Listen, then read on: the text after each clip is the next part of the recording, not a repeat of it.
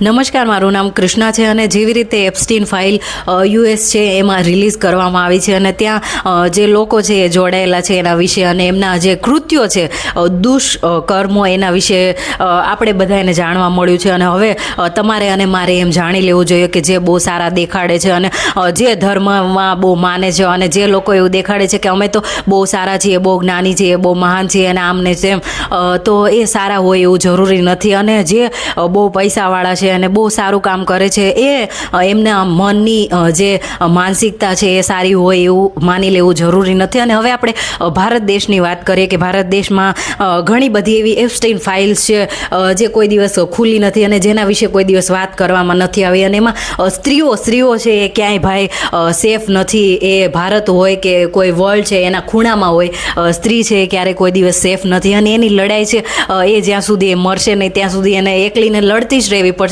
તો એનો મતલબ એમ નથી કે તમારે હારી જવાનું છે, તમારે આ જગતમાં જ રહેવાનું છે અને તમારે આવા લોકો સાથે જ રહેવાનું છે કે જે તમને દેખાડશે કે અમે સારા લોકો છીએ અને અમે એવા ધર્મગુરુઓ જે લોકો છે એને ધર્માંધ બનાવીને એમના ફાયદા ઉપાડે છે, પોતાના નિજી સ્વાર્થ માટે સ્ત્રીઓ છે એનો ઉપયોગ કરે છે અને પછી સ્ત્રી વિશે જ પાછા ખરાબ વાતો કરવાવાળા એ લોકો આપણા ભારત દેશમાંય છે. એટલે એવું કંઈ નથી કે આ યુએસમાં આવું છે અને આપણા ભારત દેશમાં આવું કાંઈ નથી. તો ભારત દેશમાં બધુંય છે, તો તમારે સમજવું અને જાણવું જોઈએ. અને તમને જાણીને નવાઈ લાગશે કે ભારત દેશમાં ધર્મના નામે જે લોકો ચરી ખાય છે અને જે ખરાબ કૃત્યો કરે છે એ તમારે વાંચવું જોઈએ, સમજવું જોઈએ. અને એના માટે ઘણા બધા મૂવીઝ અને ઘણા બધા આર્ટિકલ્સ ને એવા ઘણા લોકો છે જેમણે બહુ બધું લખ્યું છે, બોલ્યું છે. અને તમે ભણેલા ગણેલા હોય તો તમે ના બોલી શકતા હોય તો કાંઈ નહીં, પણ જે લોકો કામ કરે છે આના ઉપર તો એનો તમે સાથ સહકાર આપજો. અને ભણેલા ગણેલા જો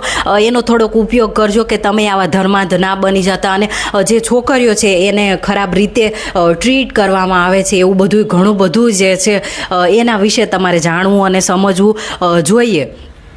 તો આ બધું છે. અને સાથે સાથે તમારે જોવું જોઈએ કે ભારત દેશમાં જે અમુક જે પર્ટિક્યુલર કાસ્ટમાંથી આવે છે, જે નીચલી કક્ષાના હજી પણ લોકો છે એ ગણે છે, એમના માટે છોકરીઓ હોય કે છોકરા એમની સાથે ખરાબ કામ કરવામાં આવે ને એની પાછળ કોઈ કાર્યવાહી નથી લેવામાં આવતી. અને પાછા યુજીસીવાળા બિલ આવા પાસ કરે તો કે અમે આમ કરશું ને તેમ કરશું. તો ભાઈ હજી ભારત દેશમાં તો આ બધું જોવાનું જ છે અને આ બધું પહેલેથી થતું આવ્યું છે. તો તમારે તમારી જાતનું ધ્યાન રાખવાનું છે. તમારી આસપાસ છોકરીઓ અને તમારા છોકરા છે એનું તમારે ધ્યાન રાખવાનું છે.